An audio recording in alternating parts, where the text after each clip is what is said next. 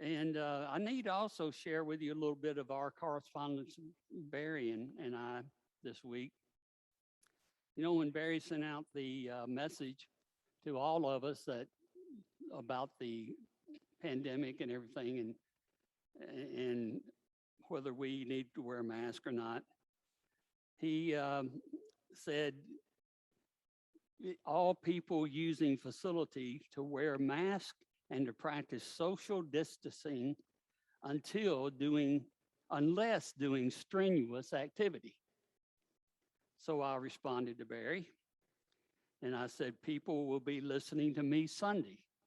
Doesn't that qualify for strenuous activity? And Barry, to encourage me, wrote back and said, I don't know. Does sleeping count as strenuous activity?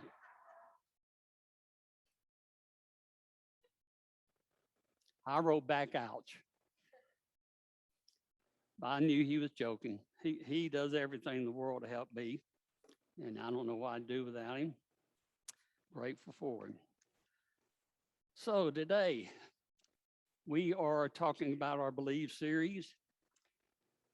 We're in the 19th week, as he said, what we think, how we act, and who we're coming. And so today's message is basically, how do I use my resources to serve God and others? By the way, I'm wearing my reading glasses instead of, I can see better without any glasses, distance. But to read up here, I have to use my reading glasses. So when I do this, I have a double audience.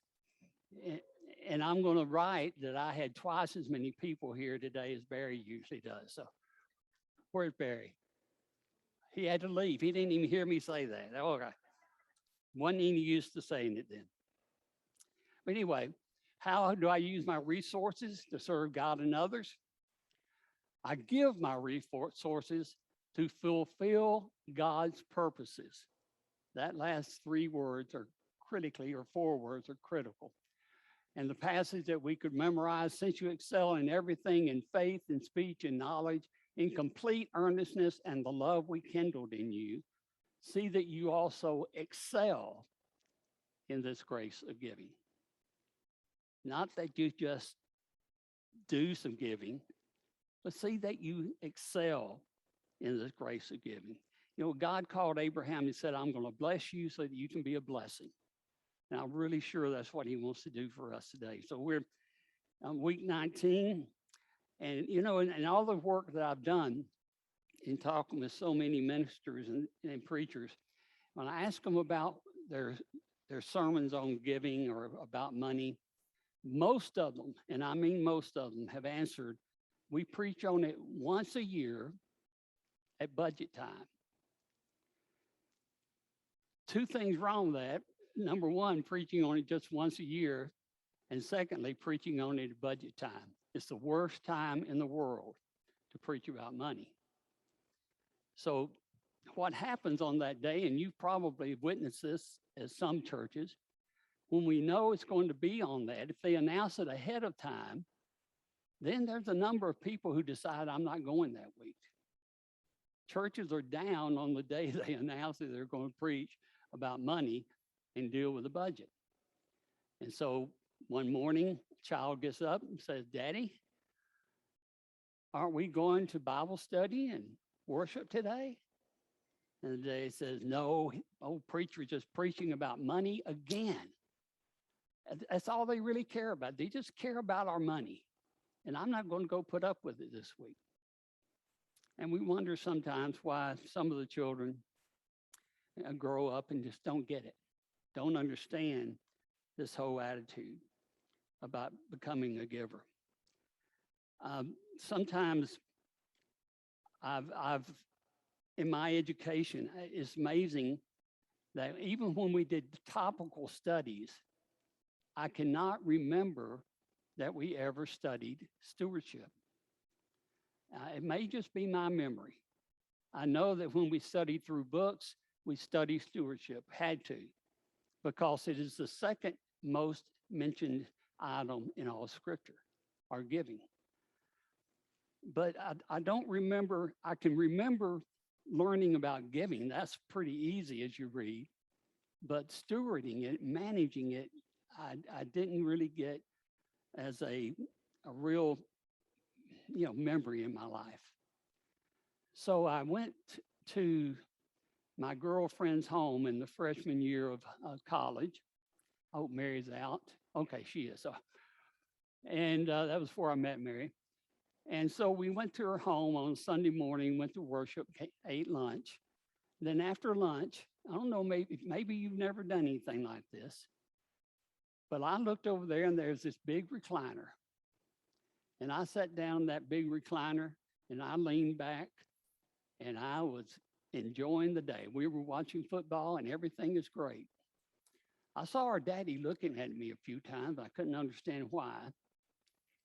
And then on the way home, the girl I was dating said to me, Gary, that's daddy's chair. Nobody sits in daddy's chair. So I learned a little bit about stewardship at that point. I didn't own that home. That furniture was not mine. But I assumed I could do anything I wanted to. Maybe some one of you have, as a teen, having the opportunity, you just wanted to do something to the house. And it's something you want to do in the yard or whatever. Or maybe this is something you've told your children. Every one of us sometime along the line come up and we say, Mom, Dad, I want to do this. And they say, if I've got this working right, this is not your house. You are living in my house, our house, Mom and Dad's house. This is not your house. So you're not going to do that at our house, even if it means he wants to come in at 12 o'clock midnight instead of 11. This is not your house. That door is locked at 11 o'clock. And you've got to get here by 11 o'clock or you're not going to have a place to sleep that night. This is not your house. You see, Daddy and Mommy lived in this house before you were born and we were happy. And after you leave, we're going to be happy. So you need to learn this is not your house. We are stewards and we are not owners of what God's given us. That is a tremendously important thing to know. I know we know it, but I don't know that we think about it as often as we should. I want to, and Barry again helped me with this, I want to change the wording a little bit. You know, we talk a lot about under stewardship, time, talents, and money. And a lot of people I've seen get confused when they read Matthew 25, and it talks about the parable of the talents. And they think it's talking about money, but talents in the Bible, the 68 times it's used, talks about our abilities, how our gifts. So how much can God give us? So stewardship, I'm going to use the word ability and time and money. Now, if you're having trouble focusing on money, then you can remember this by just using ATM. And even though it refers to ability, time, and money, you're going to always think about money when it has to do with ATM. Or you can think about Matt, or you can think about Tam, or whatever you want to do it. But God has given us this, and the stewardship then is God's money given to us, and we're to manage it as he wants to do it.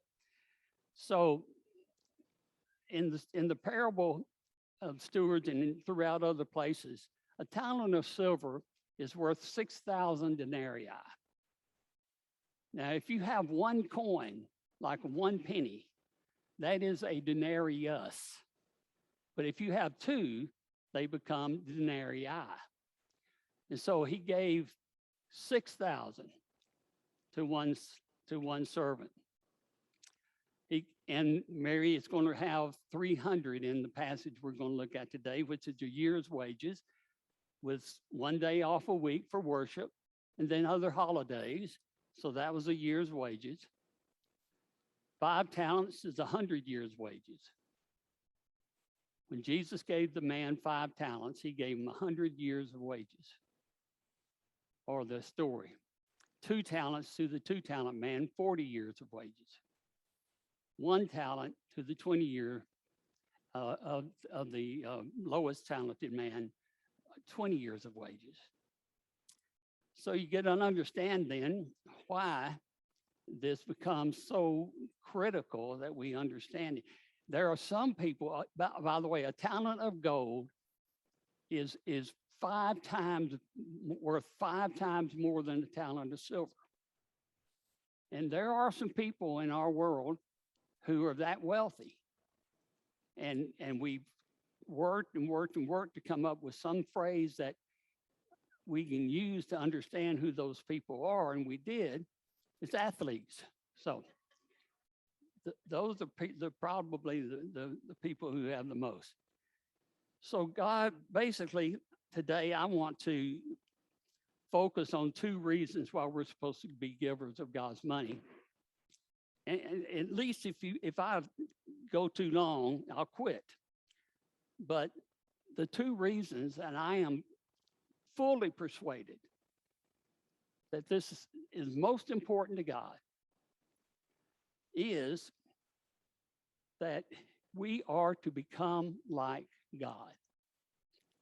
I remember being asked to join a group one occasion, and we did a little talk, and some of the leaders were there, and they asked me, let me hear what you say to a church when you are, going in to talk with them about things. And I started out with this idea, or it came very early, that we want to give because we want to be like our God. And immediately, one of their leading people stopped me and he said, no. And the other guy said, no, go on. And so after a few years later, I heard him say, one reason we've got to give is to be like our God. But if we don't get that, if we don't understand that our God is a giving God, and that we were made in his image, and we're being remade into his image, becoming like him, then no wonder this idea of stewardship or giving doesn't get across to people. That must be a part, the main part, as a matter of fact, of what we do. And the second one is the fact that we use his money to fulfill his purposes. That's why we went over the parable of the talents so much. You use his money to fulfill his purposes. It is not your money. You are trying to be made into the image of God, be remade into the image of God, take on all of his attributes. And one of them is his generosity. God is a giving God. James chapter 1, verse 27 just says that about him. And when God gave his only begotten son, there's no question that he's a giving God. I want you to think about a couple of things as we go. I may have already, I have put together 2 passages into one. Now that's called, when I looked it up, it's called synthesis of collaboration. I thought, wow, I'm pretty good. I don't know what that means, but I looked it up. Anyway, I put 2 passages into one so that we be able to see the full content of what happens on this occasion when Jesus is at the home of Simon the leper. So 6 days before the Passover, Jesus came to Bethany where Lazarus lived, whom Jesus had raised from the dead. Here a dinner was given in Jesus' honor at the home of Simon the leper. Then Mary took about a pint of pure nard, an expensive perfume. She poured it on Jesus' feet and wiped it with her hair. And the house was filled with the fragrance of the perfume. So those present were saying indignantly to one another, why the waste of this perfume? One of his disciples, Judas Iscariot, who was later to betray him, objected, Why wasn't this perfume sold and the money given to the poor? It's worth a year's wages. He did this not because he cared for the poor, but because he was a thief. As keeper of the money bag, he used to help himself to whatever was put into it. Leave her alone, said Jesus. Why are you bothering her? She has done a beautiful thing to me. The poor you will always have with you, and you can help them any time you want. But you will not always have me with you. She has done what she could. She poured perfume on my body beforehand to prepare for my burial. Truly, I tell you, wherever the gospel is preached throughout the world, what she has done will also be told in memory of her. And then I just added this. I won't be commenting on it, but it just amazed me to read it again. Meanwhile, a large crowd of Jews found out that Jesus was there and came not only because of him, but also to see Lazarus, whom he raised from the dead. So the chief priest made plans to kill Lazarus as well, on account of the fact that many of the Jews were going to Jesus and believing in him. I just read that and I'm thinking, how in the world can somebody come up with that? They've seen Lazarus raised from the dead. They've seen all the other things that Jesus has done. And you want to put to death a man who has raised someone from the dead? And you want to kill the person that he raised from the dead again so he's not there to share what happened? That's not part of the sermon. I just had to say it. So the giving of our resources. 3 quick things, 3 observations. Number 1, the enemy of our generosity is greed or is selfishness. And I think because of the fall, or just built into our human nature, we have all had a struggle with this idea of selfishness and what it just tears us. For example, you're sitting at home one night and it's very quiet and peaceful, and all of a sudden you hear some little child up, one of your 2 child up in the upper rooms saying, "Mine." One of the first words that children seem to learn is "mine." And this child is talking to the older brother or sister and wanting what they owned and pulling at it and hollering, "Mine, mine, mine, mine." And sometimes you're just so tired of hearing it. You walk up the steps to where they are and you see the child hollering, "Mine," pulling something from the older person who it belongs to. And you say to the older child, "Just give it to her. Just give it to her." "Why, it's mine. I know it's yours. I know it's yours." But sometimes peace and quiet means everything. It means more than anything else to her. So give it to her. And the older child gives it to him. Somewhere along the line, we've learned what mine means. In this parable, Jesus taught in Luke chapter 12, someone comes up to the crowd and says, "Teacher, tell my brother to divide the inheritance with me." Now, that's not what the law said. The law said 2/3 goes to the older, 1/3 to the younger. I don't know if he's saying he took it all or what, but divide my inheritance. And Jesus replied, "Man, who made me a judge or an arbiter between you?" Then he said to them, "Watch out. Be on your guard against all kinds of greed. Life does not consist in an abundance of possessions." And he told them this parable: the ground of a certain rich man yielded great crops. And he's looking at all that he has. And he said, "Now, what am I going to do because I don't have space to take care of all these crops. So here's what I'll do. I'll tear down my barn and I'll build me a bigger barn, and I'll take all my crops and all my goods and I'll put it up for myself, and I'll say to myself, eat, drink, and be merry the rest of my life. I'm just going to lay back and enjoy it all. And Jesus says, but God said to him, you fool, this night your life will be demanded from you. Then who will get all that you have prepared for yourself? You prepared it all for yourself, and it's not going to be yours.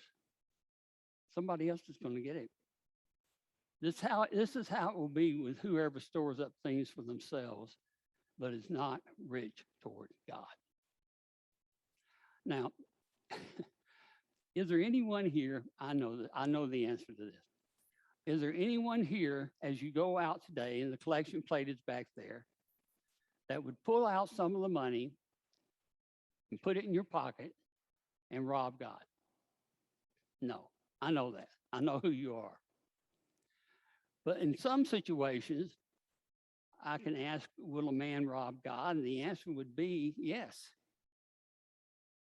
You can. Even without going to the plate, even without doing it like Judas did it. We can rob God. And they asked him how in Malachi. And he said, by not making your tithes and offerings. You're robbing God. I've seen studies that try to say how many people who are disciples give anywhere to a tenth or something. And the last one I saw said 5 to 7%. I honestly have to think it's better than that. I think a lot of people call themselves disciples who never walked in a church. And so they never make a penny, gifts to God. But we can rob God in one of two ways. And one is just by not being the generous giver that he's called us to be. I remember on one occasion, a man who was very wealthy, who gave 50% of his income, was up one morning having quiet time. And in the middle of his quiet time, he seemed to hear a voice saying, how much money do you have?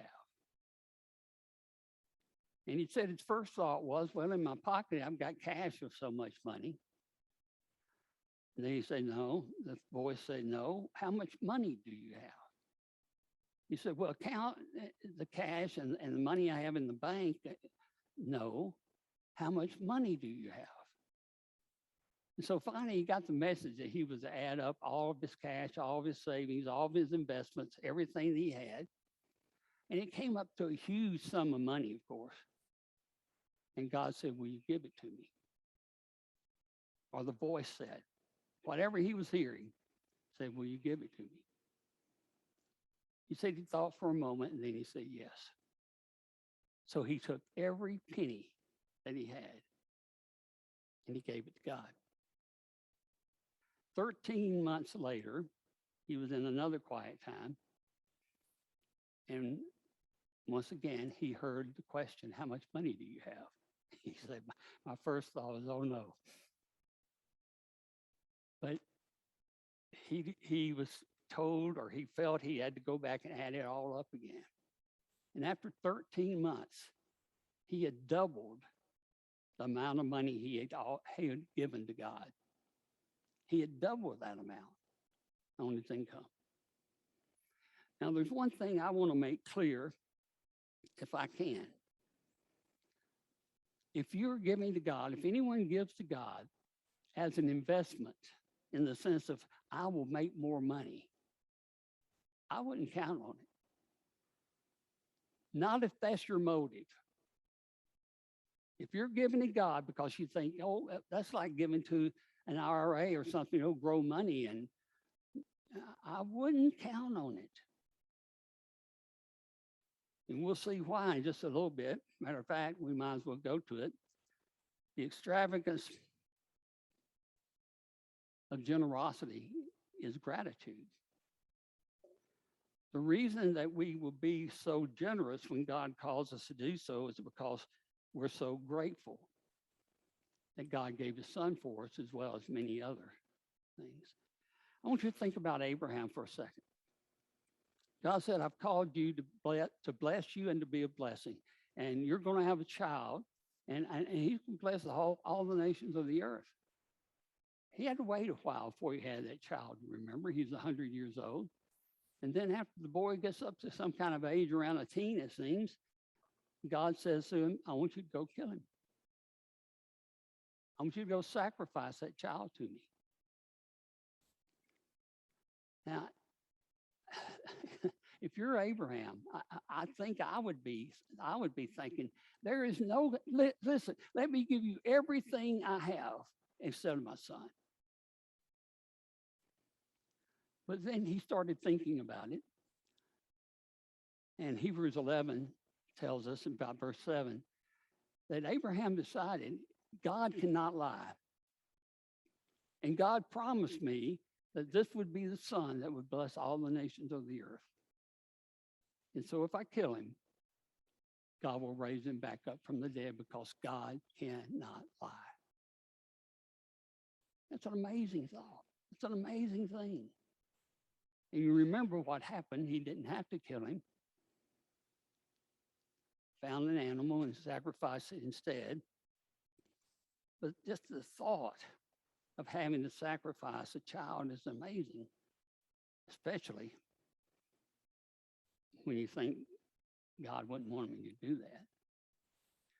So, giving my resources, this is what the Lord has commanded. This is from Ezekiel chapter 34. God has set his people free from 400 years of slavery. 400 years.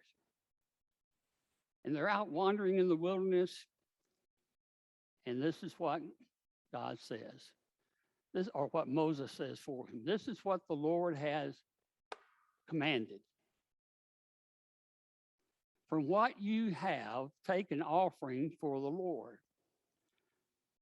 Everyone who is willing is to bring to the Lord an offering. Now that sounds like a little bit of a contradiction. The Lord commanded, well, what the Lord commanded was that you build me a tabernacle, and the way you're going to get the funds for doing so is from asking for an offering from everyone who is willing to make it.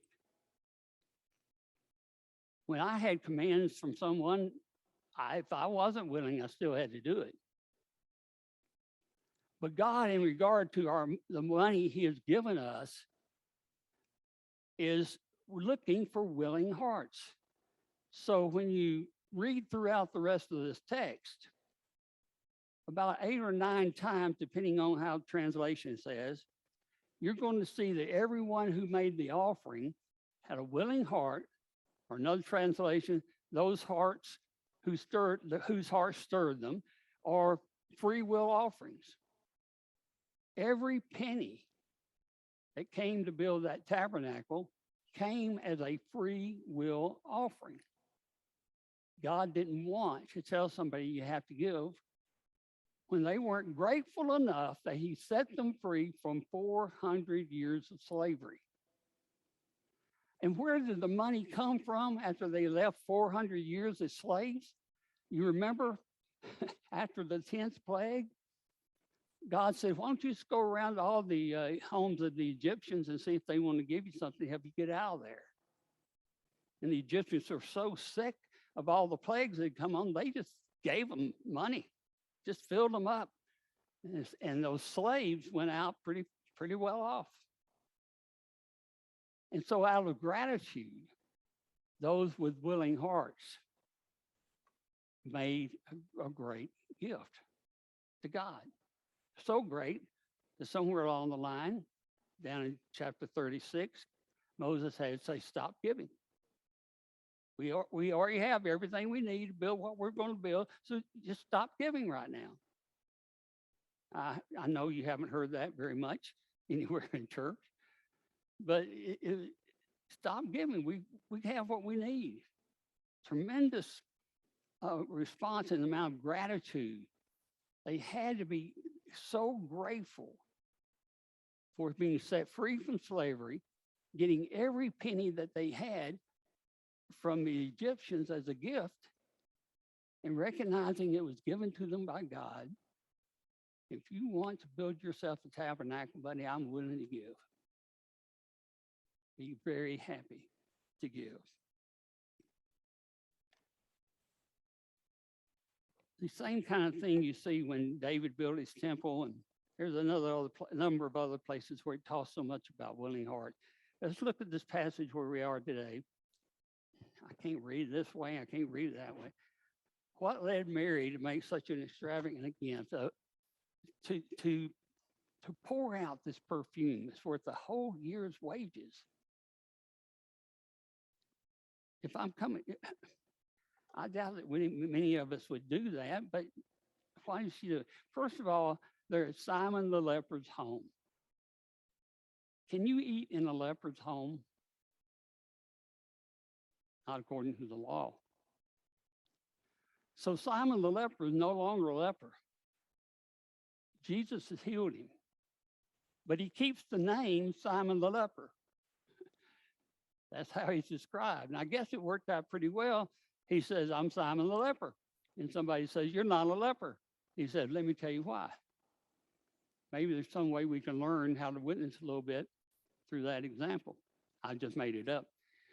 Lazarus was there. And Lazarus was dead just 2 or 3 days earlier. It's gratitude. She is so thankful for what Jesus has done in her life, for raising her brother from the dead. And many people have studied the Simon the leper and think he was a part, and let's just say he was in a close relationship with his family. Obviously, they're at his home. Martha does the serving. Mary's there. Jesus there. The other disciples are there. And she pours out this whole year's offering saying, thank you. Thank you. You gave my brother back to me. You healed Simon the leper. And Judas is over there all the time looking at the money, and he is saying, mine. Just like a little child would do. And I've wondered, I know I don't wonder, but why are you such a generous people? There's no question what Barry said a while ago is true. So generous. And I have a feeling that it has something to do with the fact that, as the song that we sang a little bit a while ago, now that's not the passage I want to remember. Let me look back and see what it is. I can't see without my glasses. Can't read without my glasses, can't see with them. Oh, it's supposed to be on this passage, but apparently it's not. Romans chapter 7, when Paul talks about what a wretched man I am. I'm in bondage to my sin and to death. Who can rescue me from this? And I thank God through Jesus Christ, my Lord. Every one of us was in that kind of bondage. And with such gratitude for being set free from that, we give generously. Now, third point I wanted to make, and apparently didn't even put the topic up there, but the third observation is simply the fact there is a reward for generosity. He said that wherever the gospel is preached, it will be preached telling the story of Mary. I don't know what the financial reward was, but the reward was, we're talking about Mary today. We remember her once again, what it means to be so grateful and to give with such extravagance. Another group of people who gave that way were the Macedonians in 2 Corinthians chapter 8. Paul is talking to the Corinthians about wanting them to get back in line with giving for the ministry for the poor back in Jerusalem. And so he uses an illustration example of who he wants to share about this, and it's the Macedonians. And he describes these Macedonians as giving a gift that is way beyond their ability to give. It was an extravagant gift. As a matter of fact, the things that it says about from them, why they gave, they were receivers of God's grace. At the same time, they're in severe trial by affliction. They had abundant joy, giver of God's grace, big trial of affliction, yet abundant joy, and extreme poverty.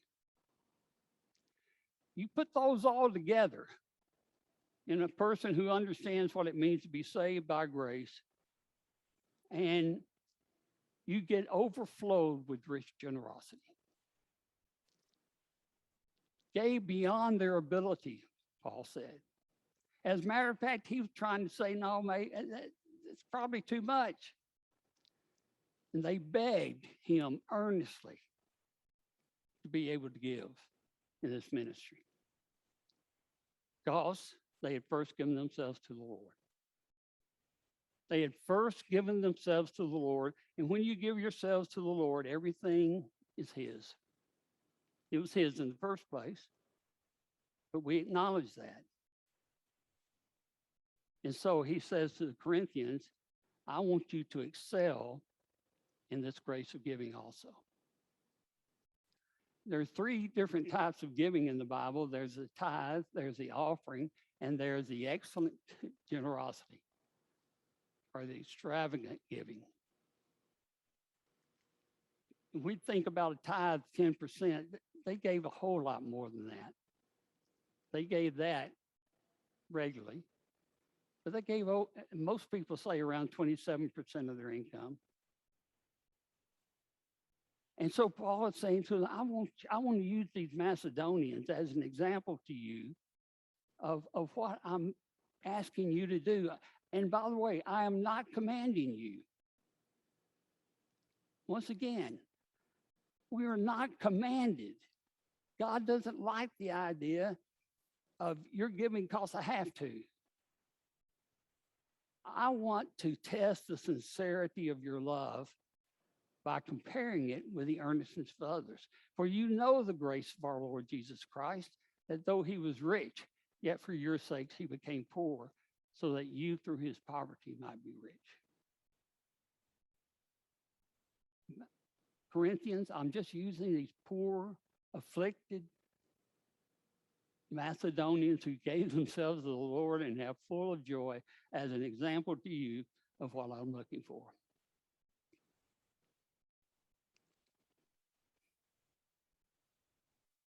That's the passage I was looking at earlier, and I've already talked about it. So the reward of generosity, again, is wherever we go, wherever the gospel is preached, we're going to talk about Mary. And here's something that probably sounds like a double negative. By the way, what I was taught about preaching, I was taught in one class that I were to speak more gooder. And so that was very important to being a preacher. So here, God, seems like a double negative. God cannot not reward generosity. He cannot not. It's the same thing as saying God cannot sin. God is a rewarder, and he cannot not reward us. Without faith, though, on our part, it's impossible to please him, because anyone who comes to him must believe that God exists and that he rewards those who earnestly seek him.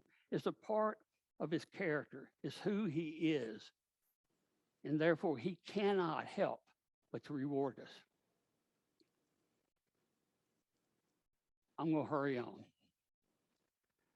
I'm thinking of Ephesians chapter 2, when Paul talks so much about the generosity that that God was giving them and how they were giving so generously.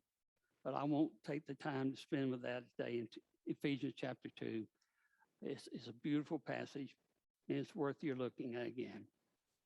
It's important to know that whenever we're faithful to God, because who God is, he will reward us. But, as I said before, I don't want this to be unclear. If you're giving, if anyone gives for the sake of being rewarded, I'm doing this to get more, I just can't expect that all the time.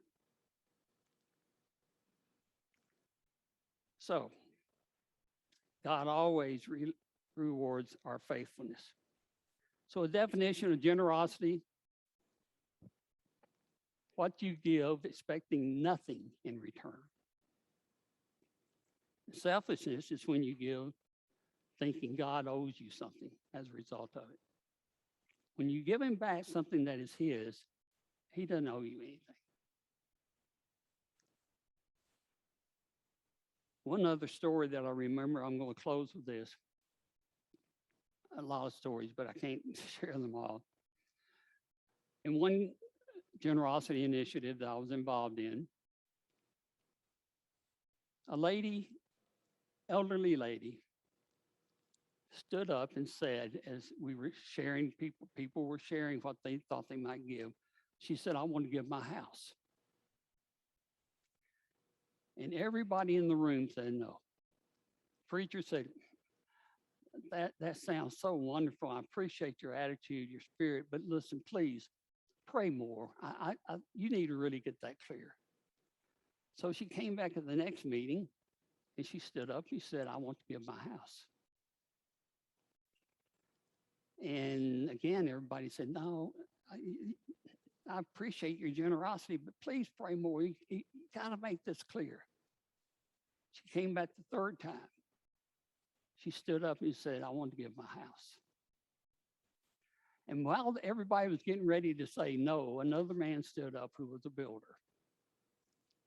And he said, all of you know that I was building some, what do you call when they're homes that are just single family homes? I can't remember the small yards, all that. Somebody tell me. Yeah, there you go. So he was building those homes. He said, one of them was for my mother. I built every part of it. I made sure there was nothing that could go wrong with it. And as a matter of fact, I decorated it better than any of the other houses. And you know, recently my mother died. So if you will let this woman give her home, she can live in what I built for my mother for the rest of her life. God is a rewarder. And when I realize how much I need him, and I turn my life over to him, he rewards me with salvation. He raises me from the dead. And I have the opportunity to look forward to what a great inheritance I'm going to have. If you want to pray, talk about anything, I probably did what I always do and try to be succinct and end up being something other than succinct. I don't know what it's what do you call when it's more than succinct? But I hope that it helps in some way to understand God owns everything. We manage everything for his purposes. I'll be over here if you'd like to speak.